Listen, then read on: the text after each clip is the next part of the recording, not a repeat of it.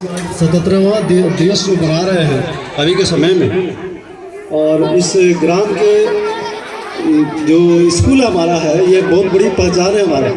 इस गांव में जो शुरुआत जो हुई थी हमारी, जो वैसे मेरा 91 का मेरा डेट ऑफ बर्थ है, लेकिन मेरी बहनें, मैं तो नहीं पढ़ा, बहनें यहाँ पढ़ी, सभी लोग बहुत लोग पढ़े यहाँ पे। और ये सबसे बड़ा चीज़ रहा कि सर का जो प्रयास रहा इस गांव में, एक बहुत बड़ी प्रयास, क्रांतिकारी प्रयास लगा।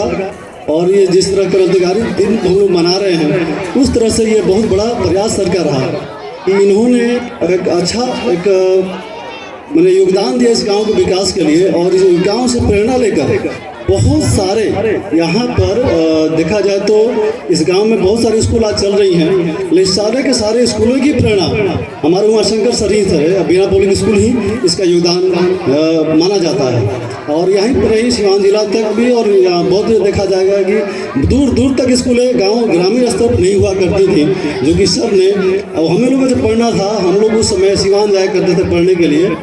और उस समय प्राइवेट स्कूल की एक पदार्पण हुई थी सिवान में, उखी गांव में। ये बहुत बड़ा काबिल तारीफ थी सर की तरफ से। और ये प्रयास सर का अभी तक देते आ रहे हैं कि अच्छे जो जिनकी व्यवस्थाएं हैं, बहुत व्यवस्थाएं लोग लगा रखा है अपने यहाँ। और उस व्यवस्थाओं में भी लोग इतनी उपलब्धियां नहीं दे पाते हैं, जो कि सर बहुत सिंपल में रह के, एकदम सरल भाव में रह के, सरल व्यवस्था में रख के, और बिना दिखावा का ऐसी ऐसी उपलब्धियां इन्होंने दिया है कि मतलब कि हमें भी और अन्य लोगों को भी एक प्रेरणा देता है, लोग एहसास कराता है कि हाँ, दिखावा करने से अच्छा है कि अच्छी संस्कार और अच्छी पढ़ाइयाँ, अच्छी स्टडी योगदान में दिया जाए। इस योगदान से जब अगर दिया जाएगा तो ये इसका नाम रोशन ज़्यादा होगा।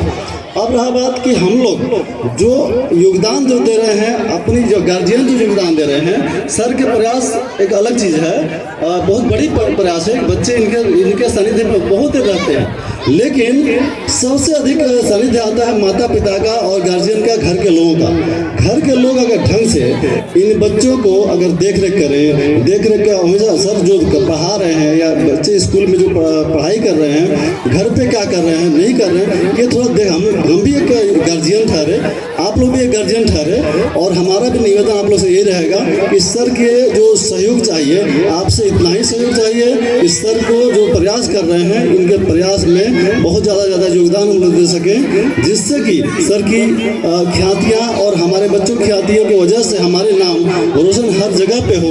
और ये योगदान आप सर का ही नहीं है, योगदान आप लोग का भी है। और अभी तक जितने भी बच्चे बड़े हुए हैं या जो भी हुए हैं, अच्छे नाम किए हैं, योगदान केवल सर का भी रहा, बहुत बड़ा योगदान सर का रहा, तो कुछ योगदान आपका भी रहा।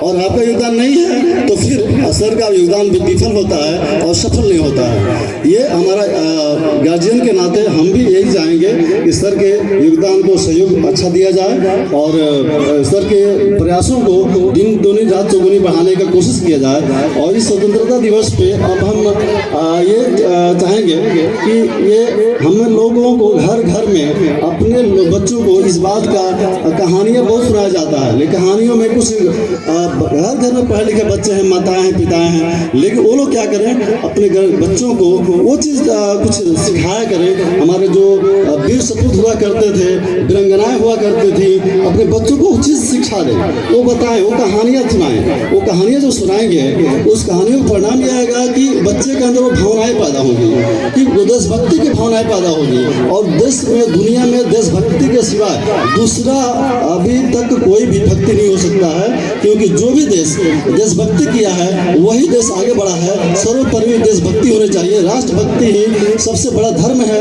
जिंदगी का, इंसान का, पूरे विश्व का। ये बहुत बड़ा प्रेरणा का स्रोत होता है राष्ट्रभक्ति हमारे लिए। और ये 15 अगस्त जो हमारा है, ये बहुत वीर सपूतों का योगदान रहा और बहुत बड़ा बलिदान रहा। बलिदान यूँ ही नहीं, उनके बलिदानों को हम लोग सार्थक बनाना है। अगर सार्थक नहीं बना सके तो हम लोग देश के नागरिक के नाते हम लोग ढंग का नहीं रहे, ढंग का योगदान नहीं दे रहे हैं। और योगदान नहीं देंगे तो हमारे योगदान के बगैर देश का विकास करना, देश का प्रोग्रेस करना, ये बहुत पॉसिबल नहीं है। ये लगता है। और बच्चे से ही योगदान हम लोग कैसे करते हैं, बच्चे से ही सब नींव रखी जाती है। अब बच्चे का जो नींव सर रख रहे हैं, इसमें योगदान हमारी तरफ से होना चाहिए। और इन वीर सपूतों को नमन करते हुए, और बच्चे भी आज बहुत उत्साहित हैं, और ये सर हमारे बुलाने का मौका दिए मुझे आने का, और इस बात के लिए बहुत बहुत शुक्रिया सर को।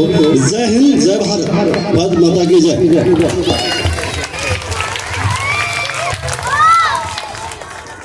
अभी जितेंद्र जी ने बहुत सारी बातें बताया विद्यालय के विषय में, जो भी उनका अनुभव था आप लोगों को शेयर किए। हमें बहुत साहस मिल रहा है, हिम्मत मिल रहा है कि चलिए हम जो कुछ किए उसका कुछ सार्थक के परिणाम सामने आया, और आप लोगों की सोच भी मेरे इस काम के लिए है, सार्थक सोच है। इसलिए मुझे उत्साह और भी बढ़ रहा है, हिम्मत भी जग रही है। और मैं जहाँ तक प्रयास करता हूँ कि हम आपके सोच के अनुकूल खर्रा उतर सकूं, और आपने ये भी बताया कि हमारी सहयोग जरूरी है, तो हमें ज़्यादा सहयोग की जरूरत नहीं है। बस इतना ही आप सहयोग हमें करें कि विद्यालय के जो भी नियम तौर तरीके बनाए जाते हैं, वो सब चीज़ आपके बच्चों के विकास के लिए ही बनाए जाते हैं। उस नियम को आप पालन करें और अपने बच्चों से भी पालन करवाएं। उसी से आपके बच्चों का सर्वांगीण विकास होगा, और उसी में उनका विकास निहित है। देखिए, जब तक हम बच्चे को पढ़ाई से जोड़ेंगे नहीं, तब तक वो पढ़ना चाहेगा नहीं। बहुत सारे गार्जियन ऐसे होते हैं जो बच्चे को टार्चर करते हैं, अब शब्द बोलते हैं पढ़ने के लिए, तरह तरह की यातनाएं देते हैं। ऐसा अगर किसी ने किया है और उनका बच्चा पढ़ने में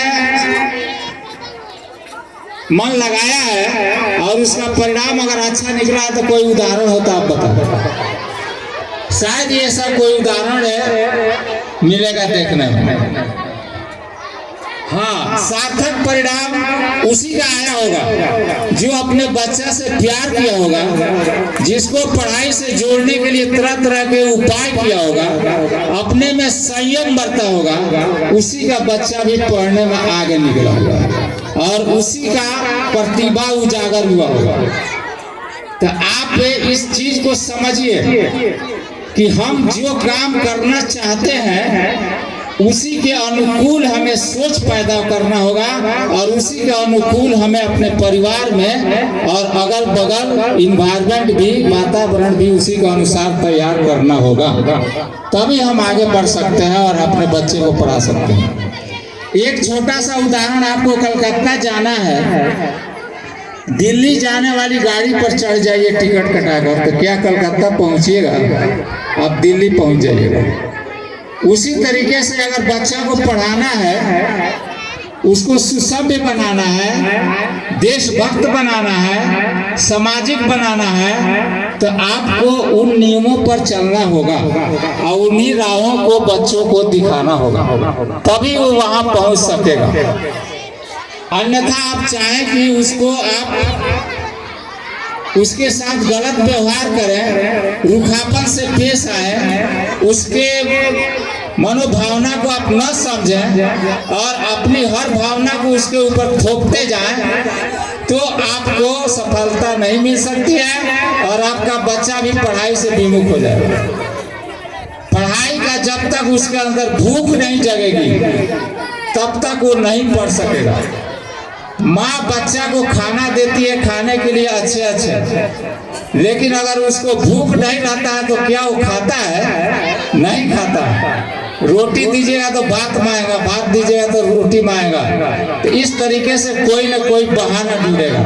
जब पढ़ने का समय आएगा उसके पेट में दर्द हो जाएगा, बुखार हो जाएगा, सिर दर्द करने लगेगा या कोई दूसरा बहाना करने लगेगा। तो आप उसके साइकोलॉजी को समझिए और समझने की कोशिश कीजिएगा तो जरूर समझ में आ जाएगा और उसके अनुकूल व्यवहार कीजिएगा, तब उसकी समस्या खत्म हो जाएगी। अब जो कुछ भी करना है, एक छोटा सा उदाहरण मैं अपने ही गांव का देता हूँ। आज से 25 साल पहले एक लड़का था, 3 क्लास में पढ़ता था। उसके पिताजी सरकारी स्कूल में पढ़ता था, सरकारी स्कूल की किताब वगैरह खरीद करवा दिए। वो बच्चा दूसरे उधर चला गया ड्यूटी, बिहार भेजा। और जब वो ड्यूटी से आया तो पता चला कि बाबू पढ़ने गया था, तो पता चला कि वो पूरा का पूरा किताब लेकर के बिचारी कल में काट दिया है। ले दीजिए सब, है ना। उसकी माँ बताई तो वो बच्चा को बड़े प्यार से बुला करके बोले कि बाबू पढ़ने गया था, तो थोड़ा ठिठक कर बोला कि नहीं, पढ़ने में नहीं गया था। तो क्यों आप नहीं गए थे पढ़ने? पढ़िएगा नहीं, किताब जो खरीद कर लाए थे वो क्या हुआ? बच्चा नहीं बता रहा। तो उसके पिताजी बोले कि कोई बात नहीं है, आप नहीं बता रहे हैं तो कोई बात नहीं, हमको सब पता चल गया।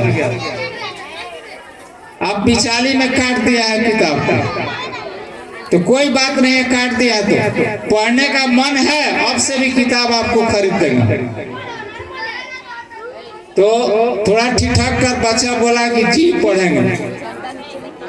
तो बोले खुश हो गए, बोले कोई बात नहीं, किताब कट गई, कोई बात नहीं है, फिर दूसरी किताब आ जाएगी। अब पढ़ने को कहिए तो हम आज से पढ़ेंगे, अब कभी स्कूल नागा नहीं करेंगे। दूसरे दिन फिर नई नई किताबें खरीद कर आ गए।